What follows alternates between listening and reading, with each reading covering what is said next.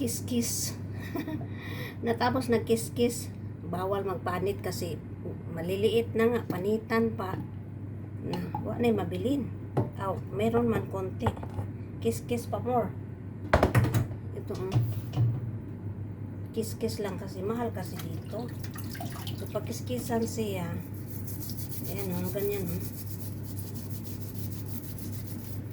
kiss-kiss, para lang yung balat niya lang matanggal. Ganyan,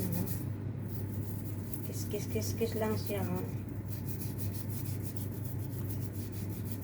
Matamis yung kamote na to.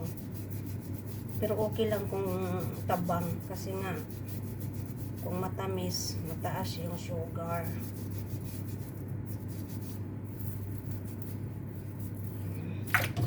Maganda sa katawan yung kamote kumpara sa bigas. Sabi nila, malay ko ba, kami sa bundok wala namang sinasabing kung ano-ano, basta makakain lang, malakas ang katawan, wala nang kung ano-ano. Yung iba kasi mga dumadaan sa iniistadihan, masama sa katawan, naingnan nga kaon, mentras buhi.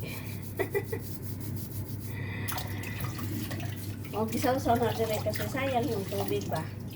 Pero hugasan na dire sa running water na inig final. Ayan na, pwede na yan. Malinis na siya, ito yun, ito na siya. Kapit sa tubig. Tubigan ng konti lang para maluto siya ng pinatuyo. Ayan, pwede na yan.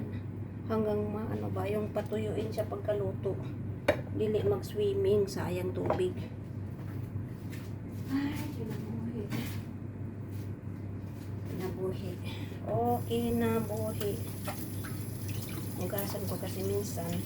Malinis naman na yun. Hugasan ko kasi naalagi mga omega sa ari pa. Natingnan ko kasi yung omega.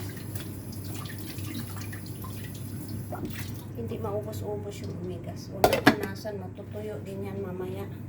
So, una na siya guys. Ayun kamuti.